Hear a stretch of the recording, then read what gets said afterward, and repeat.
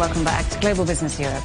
Well, let's return now to the Middle East, and oil prices are holding steady as markets evaluate that ceasefire between Israel and Hezbollah.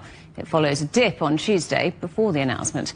Brent crude is currently around $72.75 a barrel.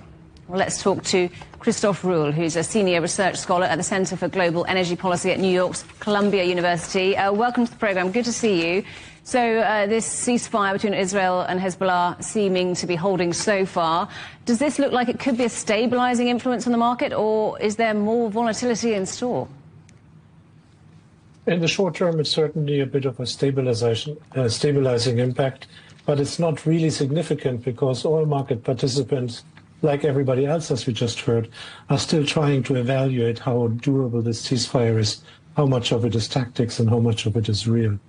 In general, in oil markets, what we have seen for a long time now is a strong fundamental trend, which at the beginning of this year was upwards, so prices tended to be stronger because of the situation of market fundamentals themselves, and then fluctuations of $5 up and $5 down around it, which were going in line with developments in the war theater of the Ukraine and also in the Middle East. And then over the summer, that stable trend was steady, and the fluctuations are again driven by geopolitics around it, same magnitude, $5 up, $5 down. Now the stable trend is downward pointing for reasons only to do with oil markets. And again, in that sense, we see a little bit of a downturn on stabilization, as you said, as a result of that ceasefire. But that's a short-term fluctuation. It's the long-term impact. People will have to wait whether it holds or not, and whether it's just a preparation for opening another front towards Iran. So that's the price issue, but what about supply? What about countries that depend on oil that comes from the Middle East? Will this be good news for global energy security? There is worry, of course, of supply disruptions, but one also has to clearly say that of the current parties to that ceasefire, neither Lebanon nor Israel is an oil exporter or producer.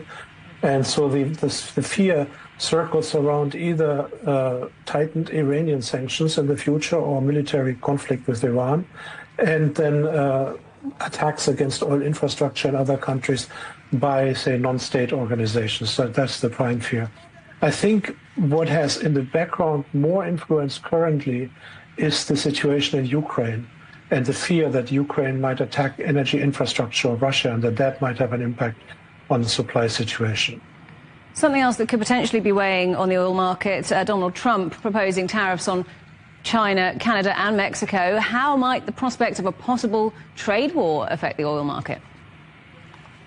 In two ways. First of all, by directly having an impact on supplies. Mexico is an oil producer, which would probably see an increase in its oil prices. Iran is an oil exporter of 3 million barrels per day, 3% of the global, which is under sanctions but got away recently with exporting it anyway. We should expect the U.S. to tighten the screws there.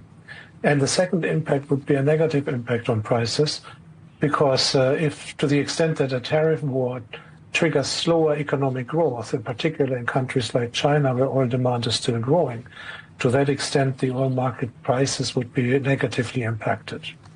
So we have two countervailing effects, and I think that on the mix, on balance, what is stronger will be the negative effect of a trade war if it comes to that. Sorry to interrupt you. I wanted to ask you about OPEC and how they factor all of this into their decision-making when it comes to production quotas or restricting or otherwise the global oil supply. Yeah, they have a really complicated equation in front of them.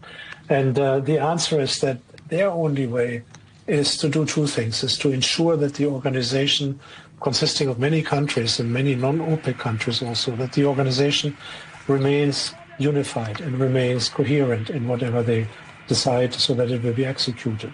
The other is they will have to take into account the longer-term fundamentals in oil markets themselves, independent of the geopolitical calculations, because the geopolitics are impossible to forecast at the moment. Oil market fundamentals, as I said earlier, are pretty clear. We're seeing a long-term downward trend in oil prices simply because the world is awash in oil and there's no end in sight. OPEC has already cut, OPEC Plus, and still there's more supply coming online from places like Guyana, new places from old places like Brazil and the US, which are outside the influence of OPEC. And so in order to, they have to face a very tough choice. Either they allow for prices to become lower in the long term because of that supply glut, or they cut some more, and then of course they lose on the volume side.